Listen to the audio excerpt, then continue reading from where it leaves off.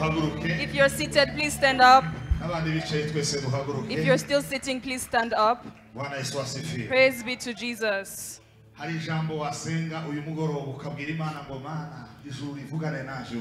Tell God, let heaven speak to me this evening.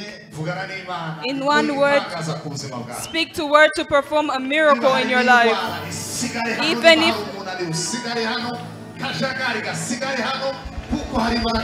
let sickness stay here, every disturbance stay here. Hallelujah.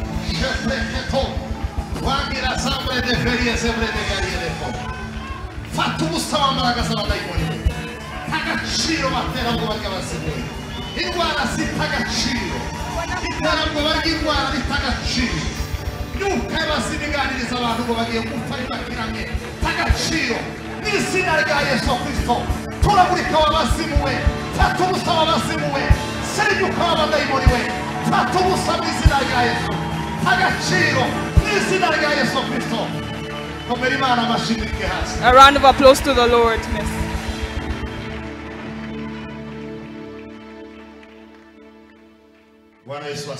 Praise be to Jesus. Oh my God. Mana yanjye. It's not easy Ntago byoroshye to stand after this powerful man of God. guhagarara nyuma y'uyu mugabo w'Imana ukomeye. It's amazing. Ni biratangaje cyane. Hallelujah. Hallelujah. We're very happy to be here at home. Here is our home. Praise be to our God.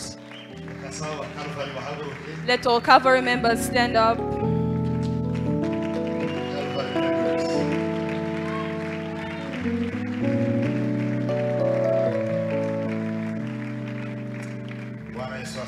Praise be to Jesus.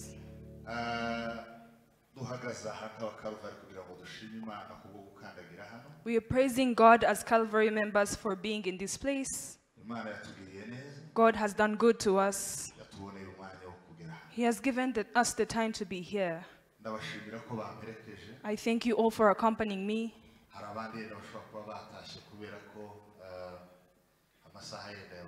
Others went home early because the time was hard. But I thank you all Calvary members who came with me. May God do good to you. We are with different people. I'm not going to mention all of them. She is the one.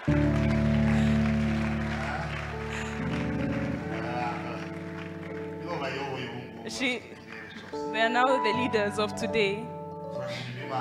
We thank God. We are with Reverend Espoir and his spouse. There's Pastor Richard. We have Pastor Silas. Praise be to God. We are with Pastor Ngoga. Executive pastor wa paruwasi ya hano Kigali. He's the executive pastor of Kigali Parish. We have different deacons and you have seen the singers, the worshippers. May God be praised for you. Thank you. You may be seated. Praise be to God.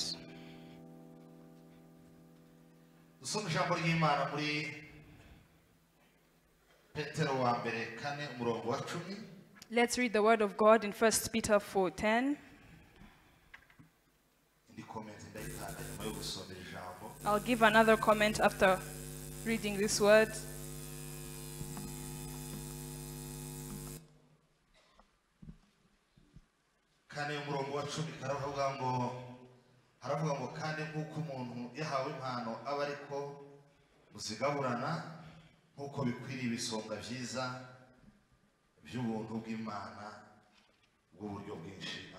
As each one has received a gift, minister it to one another as good stewards of the manifold of the grace of God.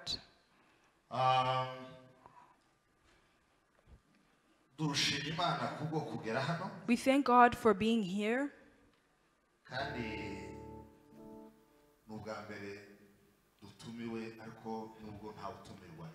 It is the first time we have been invited, although this is our home. We value it, Bishop.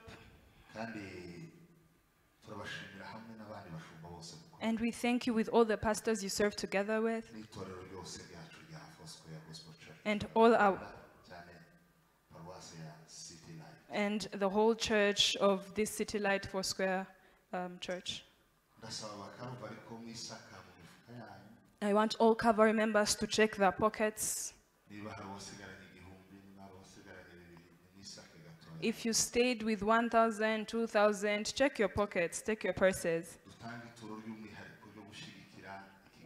Let's give a special offering of supporting this conference. I know you have given offerings, but you know how to do it as children of the house.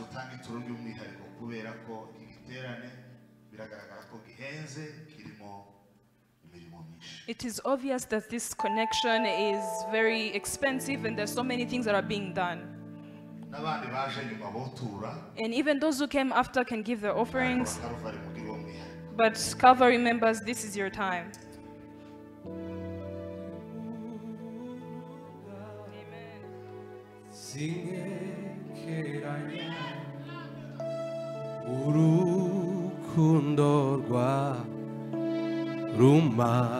Rimbeho imbabazi zawe sinzanahuri wanyujuje ishimwe n'umunezero kukugira Yesu byamaze inyota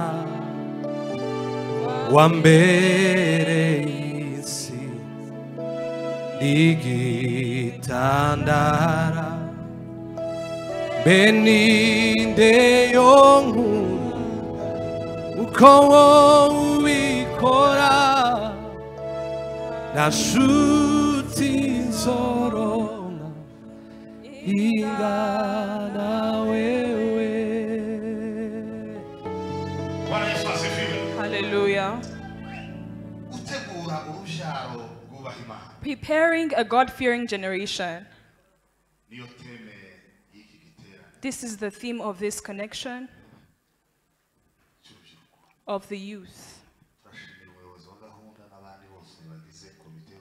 We thank the moderator and everyone who's in the committee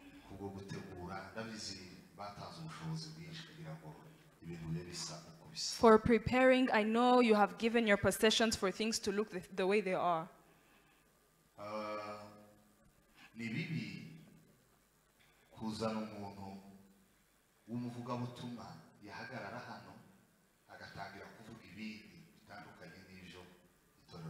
It is bad when a preacher stands here and they start saying something that's completely different from the theme that was given.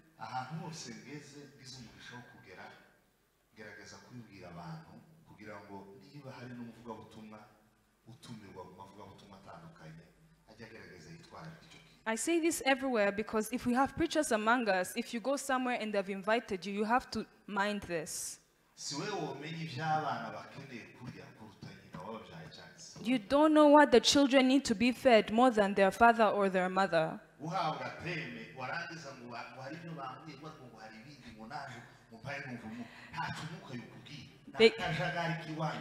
They give you a theme and you say, but the Spirit is leading me to something else. That is distraction. That is not the Spirit of God.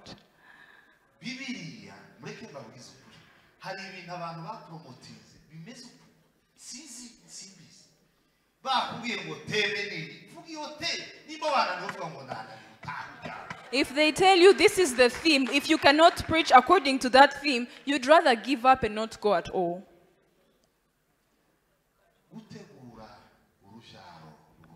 Preparing a God-fearing generation. This theme has three main words. There is preparing, there is a generation, and there is the fear of God, the obedience to God. I'm going to only talk about the first one. And that also in few words. Because some people in their minds, they're already home. Preparation. Yoshua zenguruka mungandu wose amenyesha abantu nimukora amahamba tugiye kwambuka hakurya i Kanani vuzimundu urangurura bwira abantu iby'uwo munsi ujamamaze muri Kongo bikwire mu isi yose vuga neza utabitinya kuko umunsi wegerejeyo aba Yesu tugiye kwambuka vuzimundu urangurura bwira abantu iby'uwo munsi wese ujamamaze kimironko bikwire mu isi yose vuga neza utabitinya kuko umunsi wegerejeyo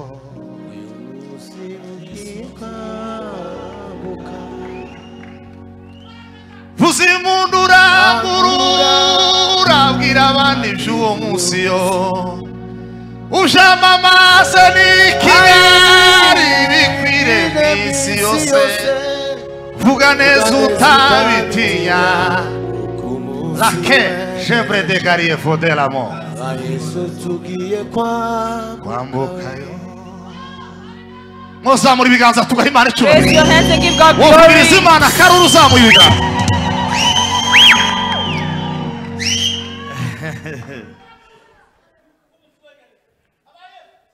Gemere de nobreza. Oh, kola.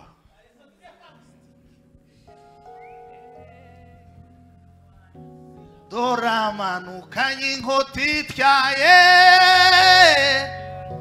arwanya umazina abanyabyaha we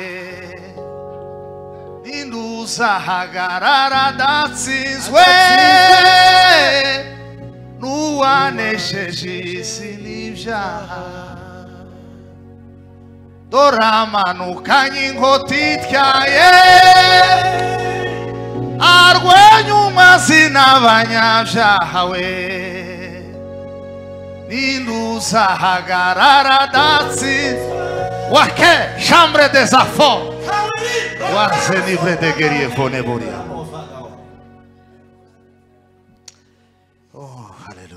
Hallelujah. Hallelujah. Hallelujah.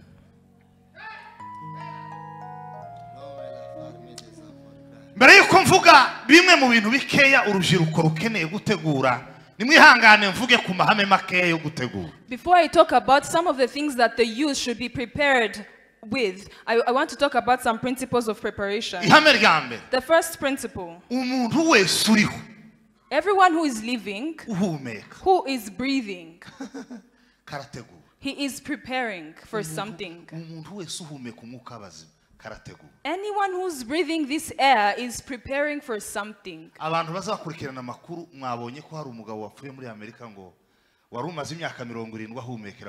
There was someone who died because he died of 70 years, but he was living in a lung machine. He started when he was 6 years old. After 70 years, he was breathing using that lung machine. Even that one, because he was breathing, he was preparing for something.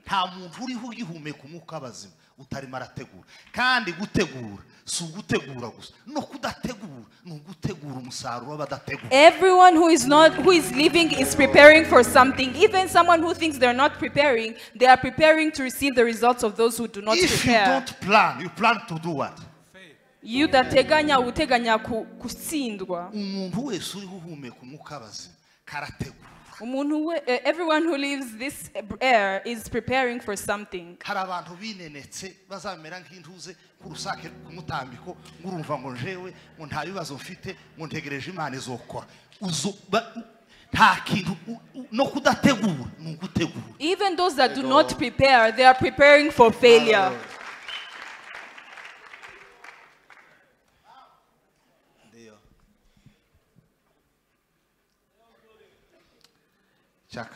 Number 2. gutegurwa bitanga umusaruro ungana n'urwego utegurwa yiteguye. The results of your preparation is equivalent to the level of your preparation. Murumvise? Have you heard? N'amatangazo ntabwo. These are announcements. Ibintu birebire. Yeah. Gutegurwa bitanga umusaruro ungana n'urwego uwo barimo barategura yiteguye. The result of your preparation is equally equivalent to your level of preparation. Habe n'ubwo itorero ryotegura abigisha bameze gute, habe n'ubwo hoza abamarayika ariko bagasanga wowe utiteguye gutegurwa, nothing can happen. Even if heaven would come down and the church would plan everything, if you are not ready to be prepared, you will not receive anything. From Canada. Uturutse muri Canada, from Australia, uturutse Australia, from somewhere else. Uturutse hariho hose. Naje simvuye hafi. Even I am not coming from close by. Ushobora gutekereza ngo ni muri metero zingahe, hari ibyo nasize kugira ngo nze. You would think that I live nearby, but I left some things to be here. Ibi bintu nateguye ntabwo nabikuye iwanyu. These things that I've prepared, I didn't take it from here. Ariko nubwo mwotegura bingana iki, nibwo mwokora iki. Ariko umuntu mwamutegurira mu mutwe we harimo amazi haba n'ikintu nakimwe tofa. If the person you are preparing for is not ready, is not set to be prepared, you are working in vain. Hari abantu bari mu buzima basanga bategereje ikindi kintu. Iyo ubarebye uzubona barasanga abantu bategereje ikintu kitarabaho kandi kitazobaho baraho simbizi. Some people are distracted. You see them and you wonder, what are they waiting for? What is their purpose in life? They have traffic jam in their minds.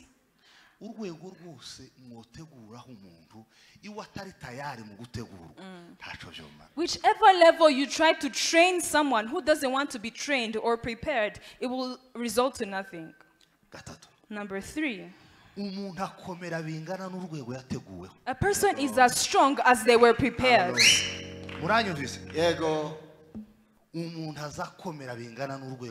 A person is as strong, is as excellent as the level at which they were prepared. And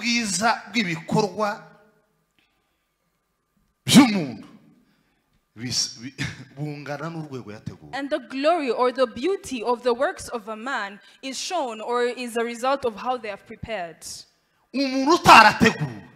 A person who has not been prepared, they are not strong. Even if you see them, they seem strong. They are faking it, it's not real. And a person who is faking it, when strong things come, it is seen, you can see it. hari abantu bamye bashaka gukomera bafite za protocole nka 70 akamagenda gahaginda ukazwira ngo yasizemo ibihuzu akazagenda ngo yakome nta muntu umuntu akomeye bingana n'urwego yateguwe. You can see a person walking around with protocol, with security. You are strong, equivalent to the level at which you are prepared or trained. kandi ubwiza bw'ibintu umuntu akora and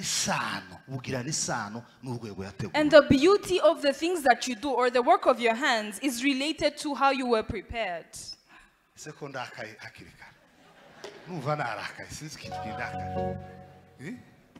Sasa ndimukubona turi mu bintu ndimukureba nkabona sinzi ibintu turimo ntituzi gihaho kigeze ko turibebeza kandi ibintu byarakomeye titwabaseri. We want to be treated as babies, we want to be taken lightly. When seasons have changed, we have to change with them.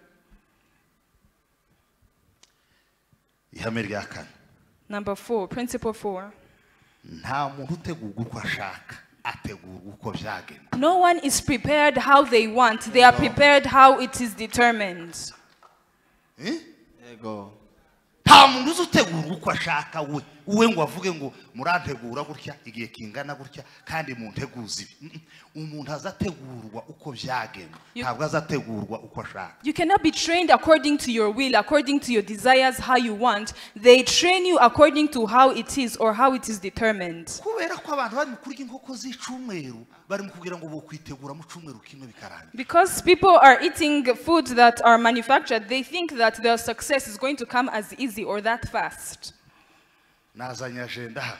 I came with a book, an agenda, a journal. Murayibona ko ishaje. You'd see how old it is. Pastor Ben, tambuka. Come forward, Pastor Ben. Hano handitse tariki zingahe mushumba? What is written here? Tariki 29 z'ukwezi kwa gatatu 2019.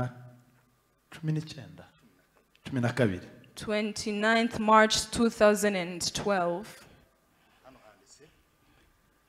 Hari ku cyumweru itariki 8 z'ukwezi kwa kane 2012. It was on Sunday 8th April 2012.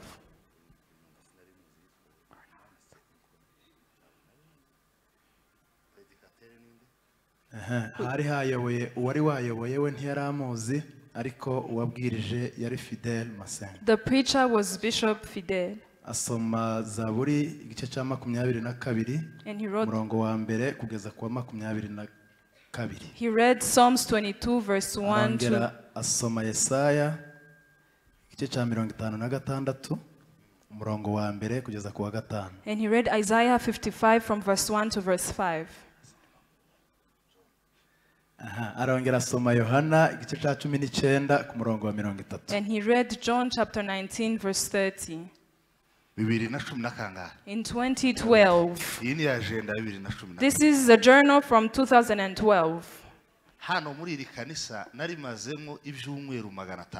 In this church, I spent 520 weeks. In this parish, in this same place.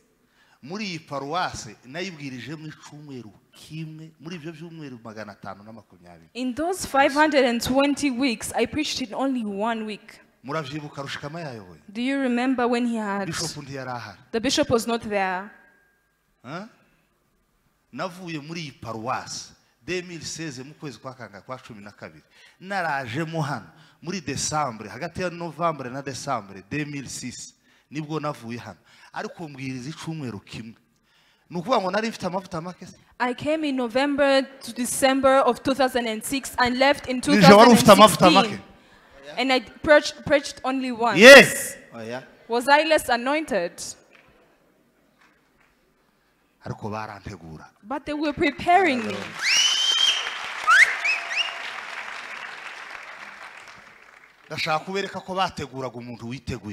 They were training someone who was ready to be trained.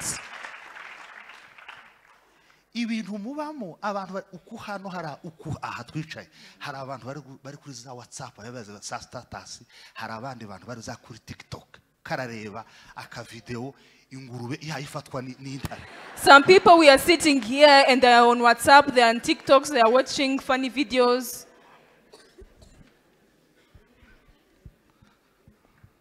Hanyuma mushumba ngo turategura abantu ari niki ese niki. What is wrong? What went wrong? Let me ask you, what happened?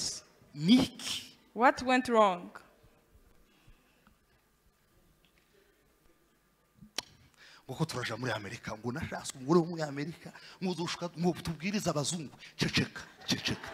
I married a wife from America. I am ready to go to the US to preach Americans. Keep quiet.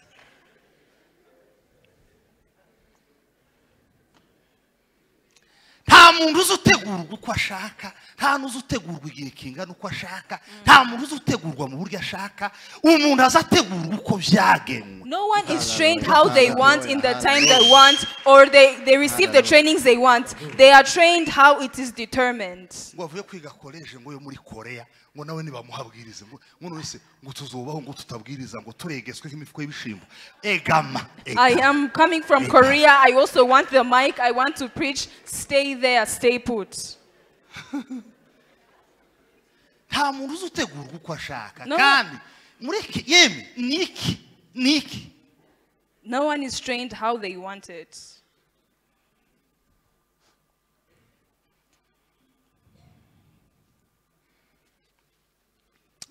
Ihame rya gatanu. Imana niyihamagara ariko izikoresha abantu kugira ngo barere imihamagaro yabo yahamagara. God calls, but he uses people to train the callings of those that he has called. Birasobanutse.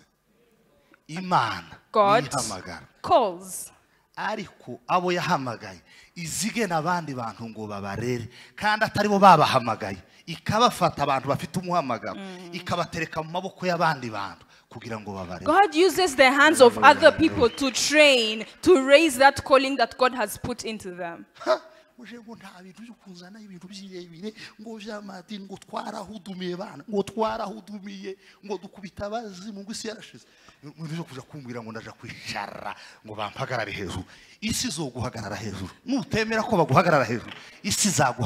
You can say, we have prayed, we have cast out demons, I do not need anyone to stand above me, someone to be above me. The world is going to be above you.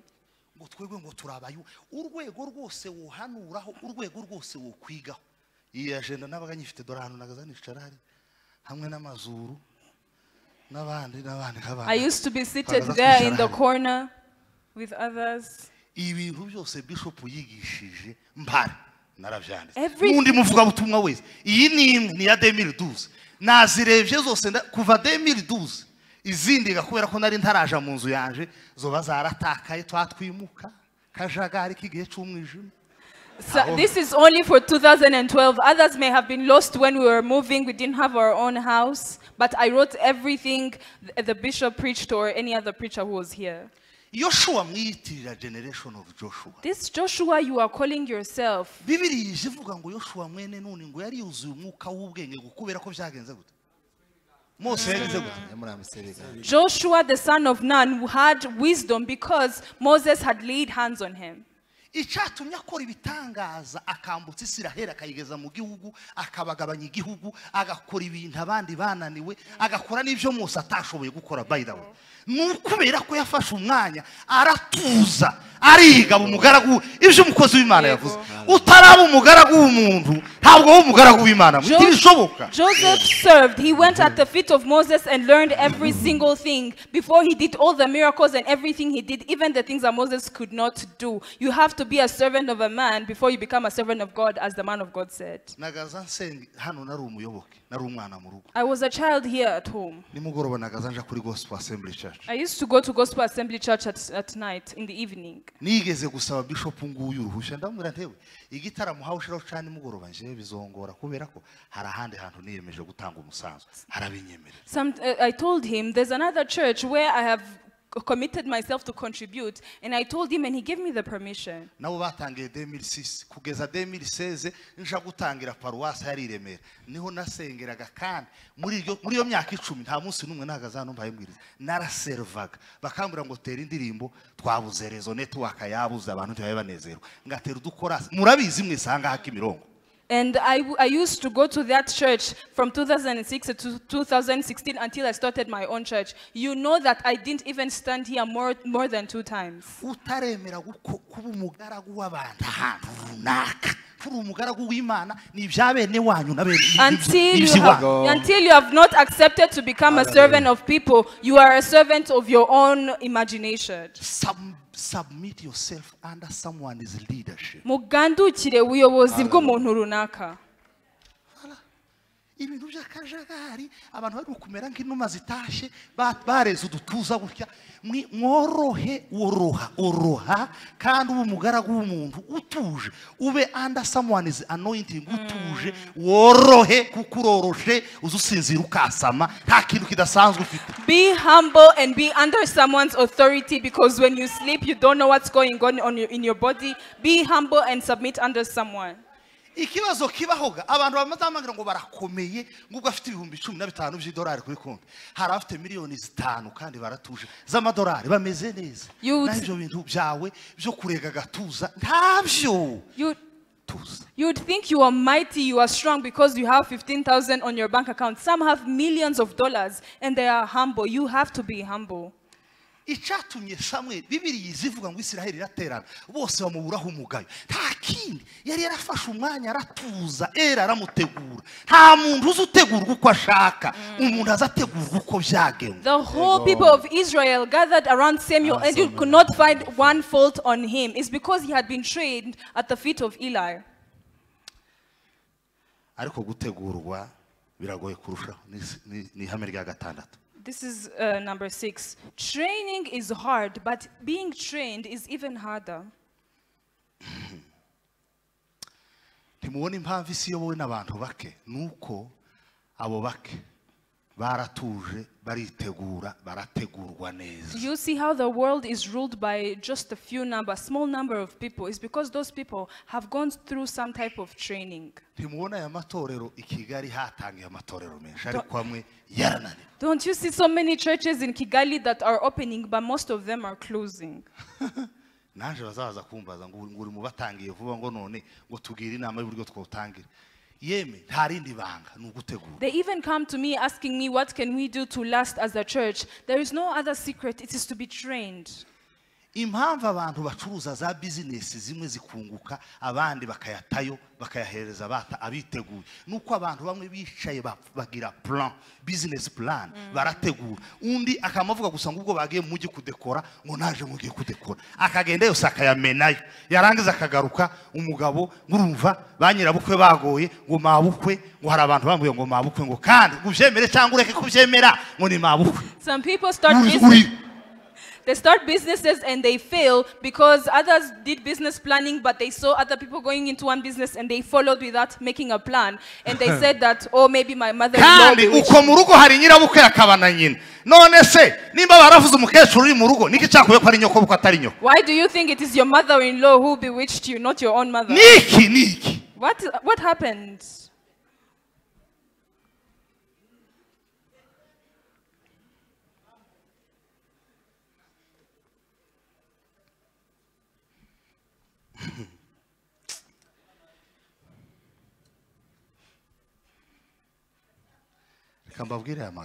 Let me tell you these words.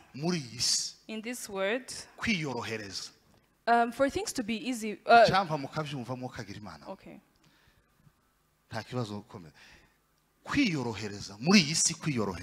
Wanting things to be easy for you or simplifying things for you. When you make things simple for you or easy for you, you are deciding to leave an easy or a light heritage to your generation. When you have decided to live an easy life, you are living an easy or a simple legacy. Being trained requires you to let yourself go, to not want easy things. Because the trainer has 3 main things that is hard on people that are being trained. The first one, the trainer shows you the things that you have not accomplished before the thing that you have accomplished or done. Number 2, your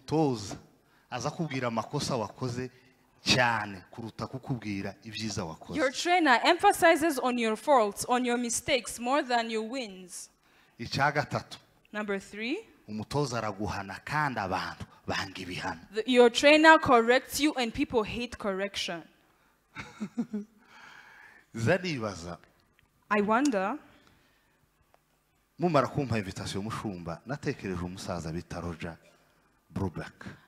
after you gave me this invitation, I thought about the man called Roger Bruback. Yagazamujana akamujana afite akazi rimwe na rimwe ngira ngo hari birakayagaza reka Roger akamujana gusa mu modoka y'icatsi kibisi bakarengukiriya ngo bagiye ese ara amatora yakibikibungo arenga 10 akamujana yo umusazo ha ujuguma ugiye nko guhera bakiriranwa kabuma ngategera nubwo n'ubunyi n'icongereza nta shinshi kirimo ariko ubwo sinagaza numva kabona uko bahe bavugana kabona uko yavugana ko baragenda karamutoza kuri tere imodoka kiragenda ibacikinya asize urugo agataha atinze akasiba akazi akagira gute ntabwo gutozwa vyoroha ariko umuntu uza wiyorohereza umuntu wese uza wiyorohereza aba yiyemeje gusiga umurage woroshe kwisi. This man would drive the bishop, he would drive him so far in the up country, in the villages. The car would be shaking, but he would be driving and persisting through all the trials. This man was being trained. If you want an easy life, you're going to live an easy legacy. Kavuga ibintu bitatu dukeneye gutozwamo hanyuma soza. I'm going to say 3 areas in which we need to be trained. Ahambera abantu bakeneye gutozwa dukeneye gutozwa character. The first area in which we need to be trained is our character. Bibiri iravuga mu Bafilipi igice cya 2 umurongo wa 5 haravuga ngo mugire wa mutima wari murindi muri Kristo Yesu. It says, in your relationships with another, have the same mindset as Jesus. Gukorera Imana no gukoreshwa nayo bisaba imiterere y'ubumana. Ntabwo uzana imiterere y'iwanyu na bene wanyu ngo uyizane ngo niwo. Bisaba guhindura character ukemera igasaswa hasi bakayikandagira.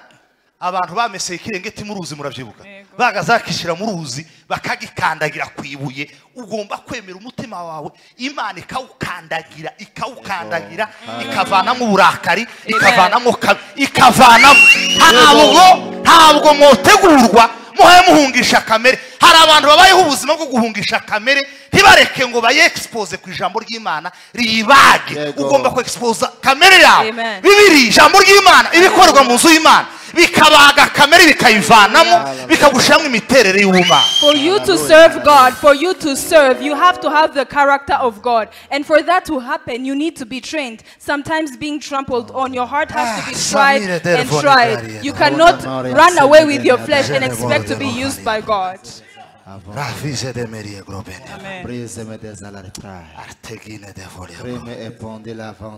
Imana twiringiye n'inyabutware we. Imana twiringiye ifite imbaraga. Kanone gani ya samnangilo.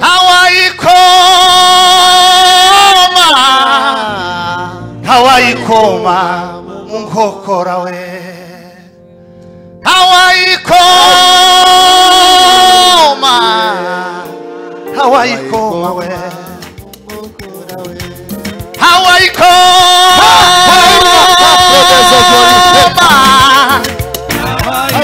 Caro, brigue des enfants. Kaina karme de joni.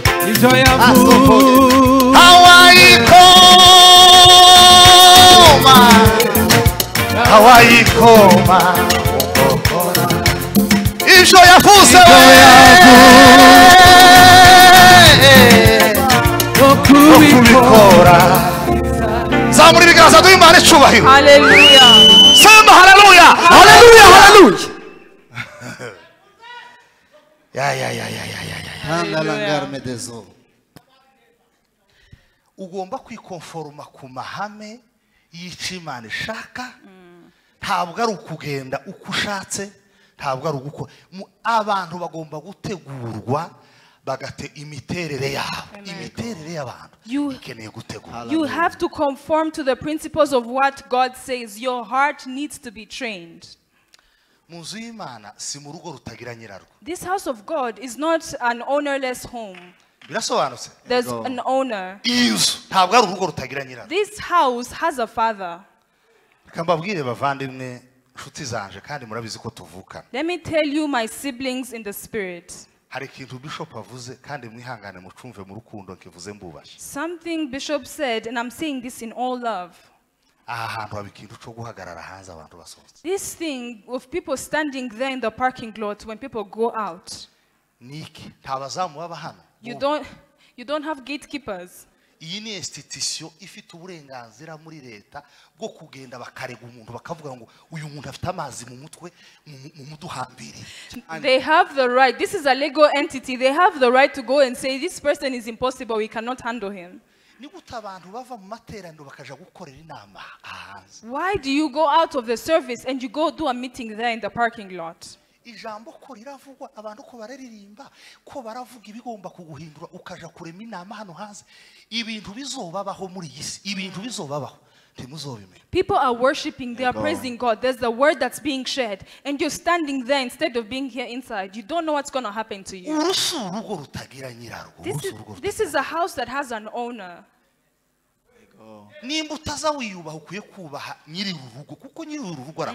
If you don't respect yourself, you have to respect at least the owner of this house.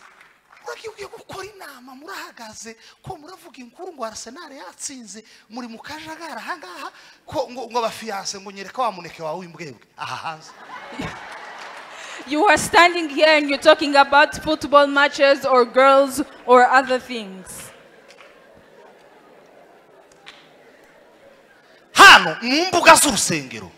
Here in the compound of the church. Respectfully speaking. Tubivuze mu buryo bwo kububaha. What does it mean? Bishatse kuvuga iki? Are you fine?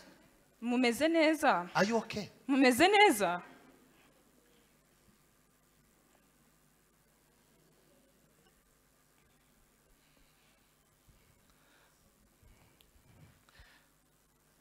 Ngo abantu ntibashaka ko tuvuga kubera za social media ngo twe twaravyimye. People don't want us to talk because of social media, but we have committed ourselves. There's no going back.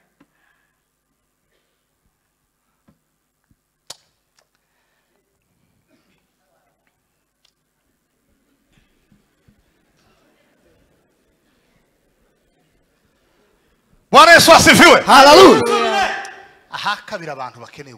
The second area in which people need to be trained. A process from spiritual growth to spiritual progress, and then from spiritual progress to spiritual success. Urugendo ruva mu kukura mu mwuka rujya mu gutera imbere mu mwuka bikavaho bikajya mu gutsinda mu buryo bw'umwuka.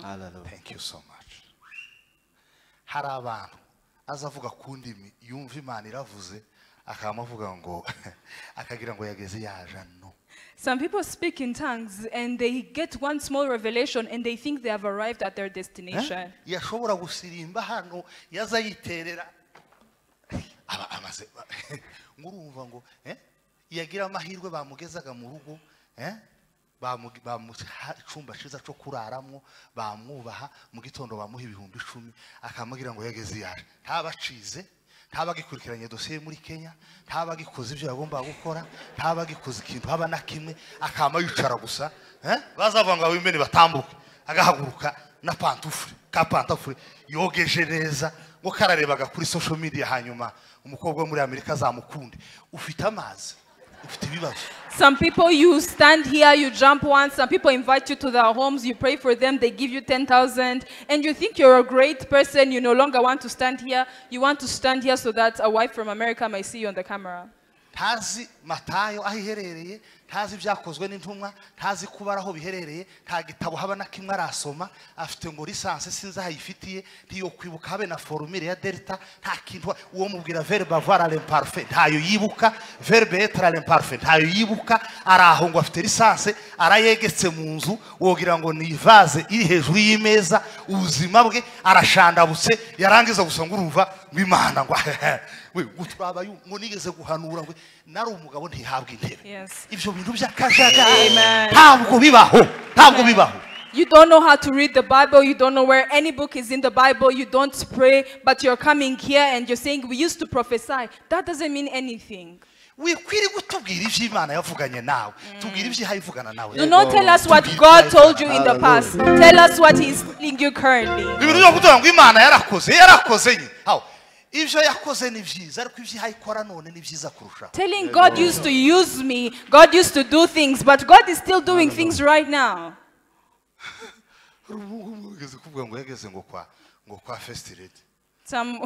A boy said, or a young man said that he arrived at the First Lady's house.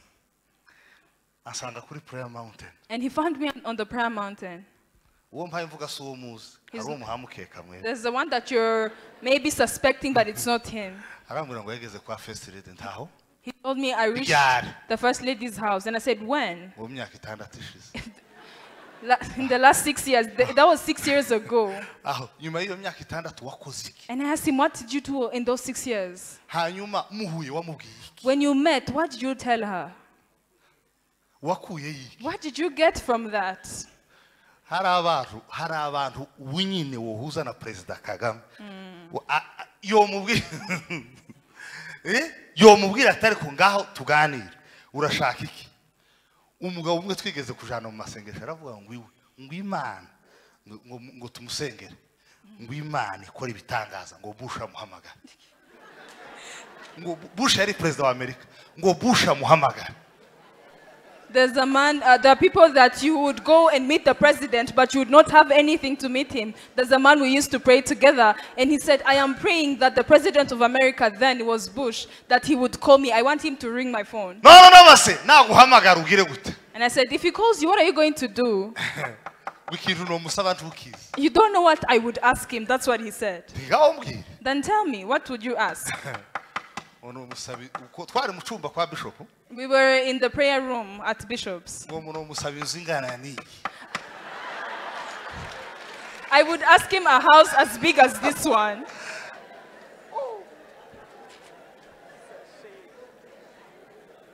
Even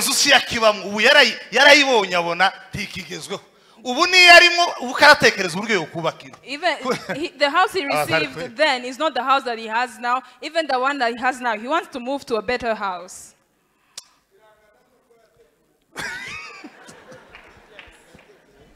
It is equal to how. Hallelujah!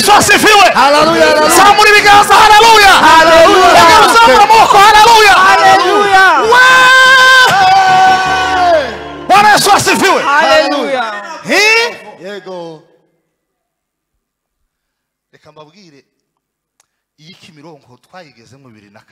We arrived in this Kimirongo in 2004.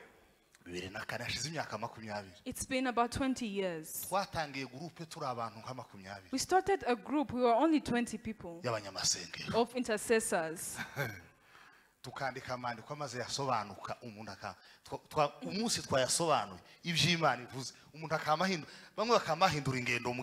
We would write spiritual prophecy. We would write it, and when it would come to pass, some people would change their way of walking.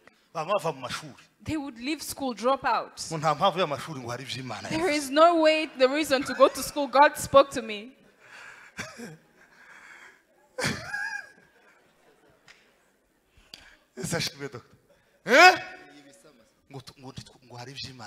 God spoke to us.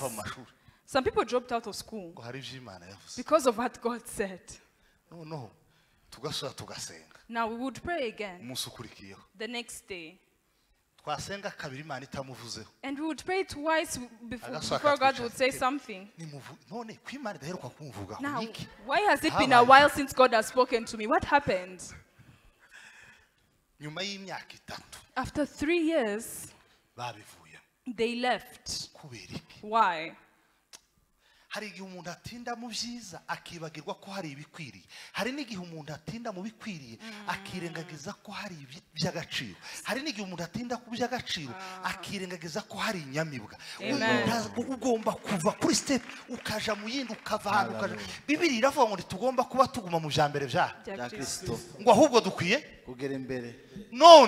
no The people who delay in the good thing and forget the right thing. Some people get into the right thing and they forget the valuable thing. And sometimes they delay there and they miss the excellent thing.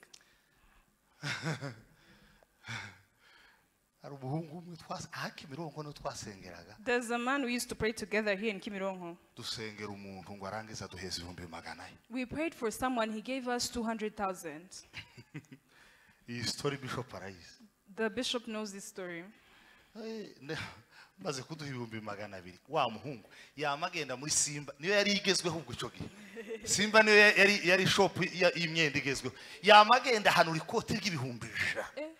This man we got 200,000 and he got 100,000. He went to Simba, that was the modern shop then, and he bought a coat that was worth 100,000. It doesn't have a shoe with it. He had a belt that was sewn. inkweto yaramuhengamanye yinjiyemo amabuye aha. The shoe was old, it was barely functioning. Turahura twamuduhure ngo kurabona ko nacomotse. And we met. Do you see how I am shining? I said, okay. I took that 100,000, I brought the tithe 10,000 and gave it to the accountant then. Hallelujah. This is the bishop, he can testify that I used to give tithe. Yeah.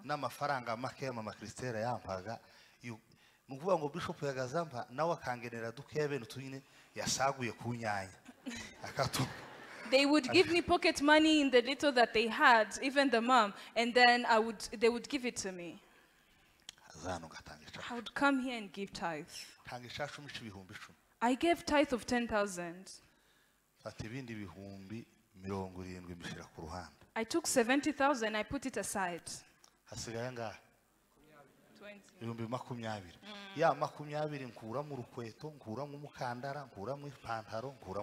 In that 20, I got a shoe, pants, I got a belt and a shirt. You are laughing now. 5,000 was a lot then. 5,000 was a lot back then. And I didn't want to raise my standards then. Why would I wear a coat worth 100,000? Why? 70,000 I went to buy a plot of land in Bugesera.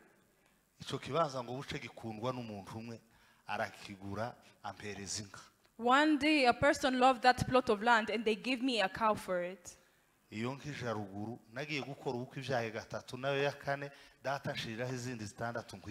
Before I got married, it had many other cows. There were 6 and I got 10 cows and my father gave me 4 more. The bishop knows this story.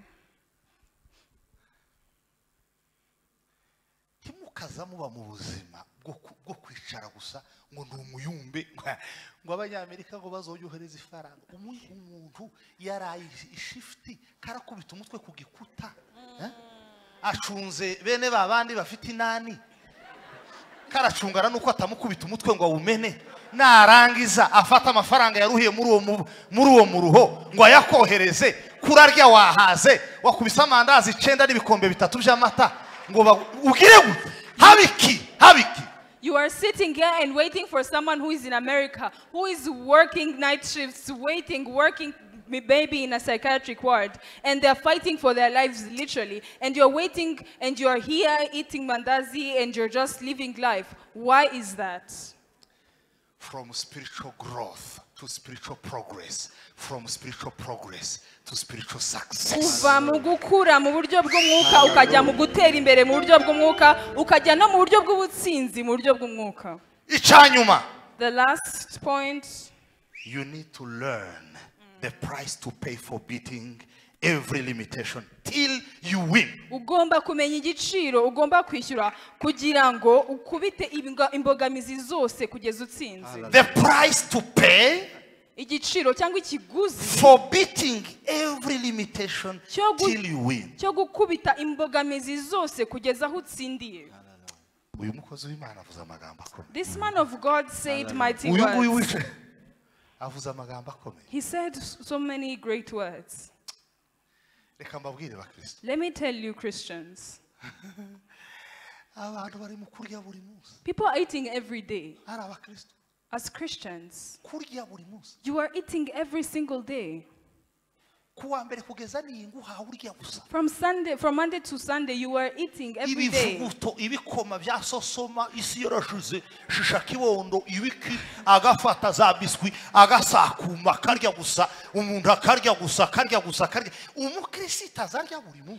You eat milk, porridge, biscuits, everything that is on your way, you put it in your stomach. As a Christian, truly, are you eating every single day?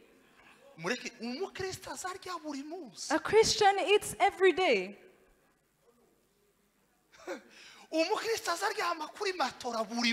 A Christian sleeps on their mattress every night. Every day, as a Christian. Uncle. Yeme buri munsi. Every single day. Ngo Imana izoduha imbaraga. God will give us strength. You're saying that. Yagera hano akazamagenda kuri podium akagarukira higarukira. Ngo nimuheze Imana icubahiro ngo hari ikintu Imana igiye gukora.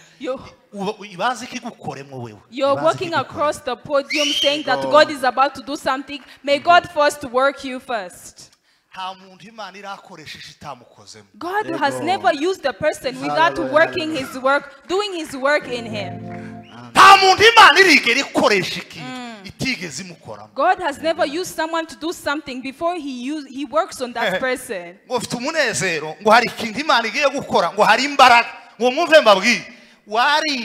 Yujuje kawunga yari imikate za breba ziruzuye mu nda ko ziratogota nk'inkono y'amateke ngurumva ngo muri muhezi Imana icubahiro bazu there is a price to pay. Hari ikiguzi bakristo hari ikiguzi bisaba. You come here, you are full, you have eaten everything and you're saying God is about to do something. There is a price you have to pay. We're about to pray in a few minutes. If I say touch your head, some people are just going to use their fingers. And you think that the head is injured or burnt. It is surely burnt. Because the world here, out here, it's not easy. When we're about to jump for God.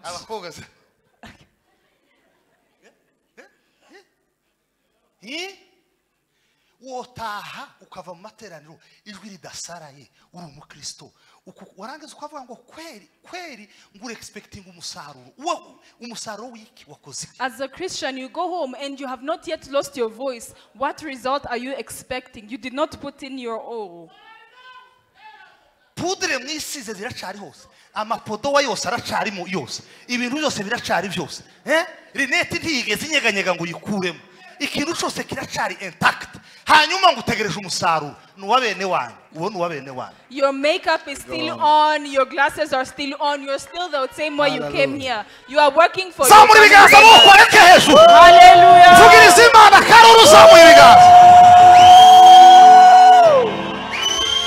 Bwana Yesu asifiwe. Hallelujah. Sema hallelujah. Hallelujah. Yohana yanditse gute? Matthew 11:12. What did he say? Mugihe cha Yohana. Starting umubatizo ukageza ryari? Ubugingo nubu. Aho, ngubwami bw'Imana bugira gute? Buratwaranirwa. The fears take it by force. Zamuri biganza neza twongere duha Imana icyo. Raise your hands and give God glory. Bwana Yesu asifiwe. Hallelujah. Niki. Kuratekereza ngo abana bawe bakeneye amafaranga gusa. You think your children only need money? Amafaranga yonyine. Money is not enough. Baribesha. You are misleading yourself. Bakeneye kupfukama kugeza amava kuri. They need you to kneel down until your knees hurt you. Bakeneye kutanga icacumi mu byo winjiza. They need you to give tithe in your possessions. Ntabwo guteganyiriza abana ari kubagurira inzu muri Amerika gusa. Planning for your kids is not just buying them houses in America. Dore hano dore. Here this budget. Aha kurateganyiriza abana. Here you are planning for your children. Ntuje akajagari ngo twotanga amaturo ntituzi icaza akora. Akora iki? Ubwire gute? Akora iki? We can't give offerings, we don't know what it is doing. What do you want it to do? Hallelujah. Hallelujah. Nimuvuge ngo hallelujah. Hallelujah. Buri wese nabe kagira gutari ibintu bigomba kunyeganyega. Uyu mugoroba nyeganya sibi. Hari ibintu bigomba kunyeganyega. Something. Bwana Yesu asifiwe. Hallelujah. Buri muntu nagabura ukwangana, gabura ibingana uko Imana yaguhaye. Fata umwanya icyo Imana yagushizemo. Kigirira utorera umumaro, kigirira abera umumaro, gikora umurimo mu nzu y'Imana. Take time to use the gift that God has given to you to be productive, to minister in church. Everyone brings their own gift to minister. Kumiriza ku maso yabwira Imana ngo Mana namaganya umwuka w'uriganya. Satani ntazongera kundiganya, amajoro yaje ntazongera kuyariganya, ubuzima bwaje ntazongera kuburiganya. Samuri ijwi ryawe, samuri ijwi ryawe. Mu izina rya Yesu, mu rugo rwanje.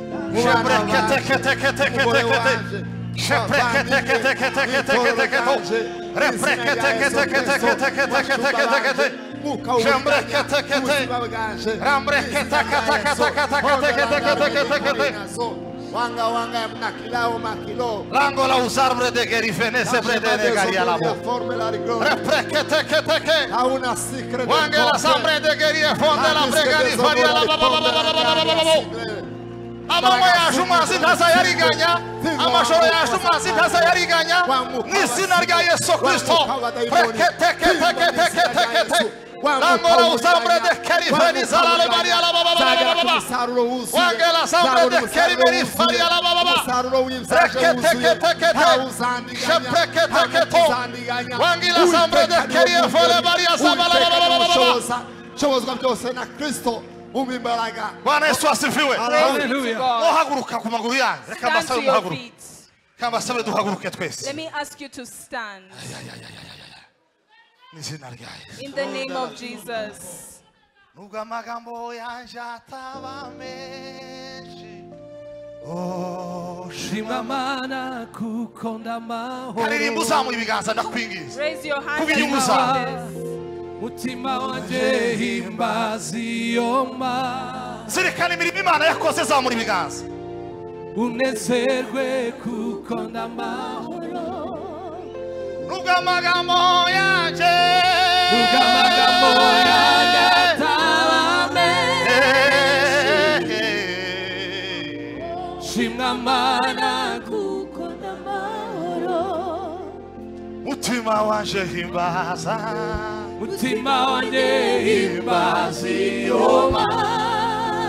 Ibuka handi yakurize, ibuka ya mirimo yagukoreye uzamura ibiganza byawe. Remember what God has done for you. Raise your hands. Nubwo amagambo yanje. Nubwo amagambo yanje Shimamana we. Shimamana kukonda mahoro. Umuntu atuma uzamuye ibiganza ashima Imana. Thank God. Cyarindi wibuka Imana yagukoreye. Ishima Imana. Senga ushima Imana muri iyo ndirimbo. Unezerwe kukonda mahoro. Bwana Yesu asifiwe. Praise be to Hallelujah. God. Sema haleluya. Hallelujah. Naba nkugoye ngusabye gufata ibiganza bibiri by'umuntu umwegeranye. I want you to hold two hands Ibiganza of bibiri ureke someone. gufata batatu fata Two umuntu hands of umwegeranye. someone who is next to you. Jebrekete fone monde la brega. Musengera ubwira Imana ngo Mana ijuru rimugemurire ingemu y'uyu mugoroba. Uyu mugoroba ijuru rimugemurire. Agemurirwe ingemu ivuye mu ijuru. May God provide for them. Musengere, musengere, musengere, musengere. Iri joro rya none ijuru rigemure urugo rwiwe mu buzima bwiwe ku mugabo wiwe n'izina rya Yesu umwana imbaraga zawe imbaraga z'ijuru ziproviding ijuru riproviding ijuru ritange ingemu ivuye mu ijuru, ingemu ivuye mu ijuru, rigabure ingemu ivuye mu ijuru, ingemu ivuye mu ijuru. Uwiteka yagura imbago n'izina rya Yesu yagura imyenda y'amahema Angola usambre de geri fene de geri ala bola baba baba baba baba. Reprekete. Shambre kete. Angola sambre de geri fane bregene varia baba baba baba. Reprekete. Angola usambre de geri fane bregene varia baba baba. Reprekete. Angola usambre de geri fole ba. Reprekete. ijuru rigemure ijuru rimwibuke ijuru rimwibuke ijuru rimwibuke ijuru ritahiwe agakiza gatahe mu rugo Imana ya Isiraheli kari mu rugo nta mu rugo abona Imana abona umusaruro w'abasenze abona umusaruro w'abana b'Imana. Sema haleluya. Haleluya. Murekure zamura ibiganza uhagaze wavugiriza Imana karuru uzamuye ibiganza. Bwana Yesu asifiwe. Atukukariye ha Mwihangane dusoreze kuri iki cyifuzo. Hari ibisitaza Satani zidushira imbere mu buzima kugira ngo tudahura n'Imana. Haleluya. senga ubwira Imana ngo Mana igisitaza cyose kimbuza guhura n'Imana uko ngomba guhura nayo ngikuye mu nzira zaje senga ukoma mu mashi vana igisitaza kiguhagaze imbere mu izina rya Yesu Kristo vana igisitaza mu maso yawe vana igisitaza imbere y'ubuzima bwawe katika jina la Yesu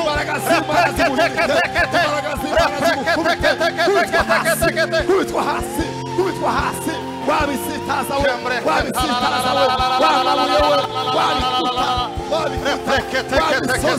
wabikuta wamusozi we imbere yaje uriyitika imbere y'Imana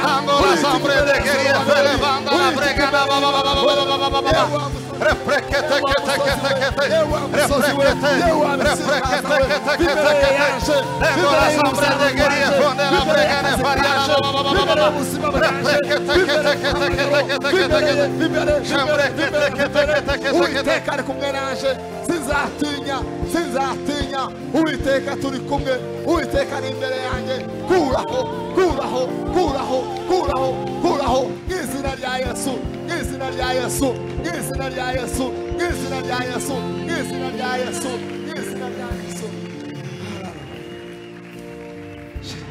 Reka dukomere Imana amashyi.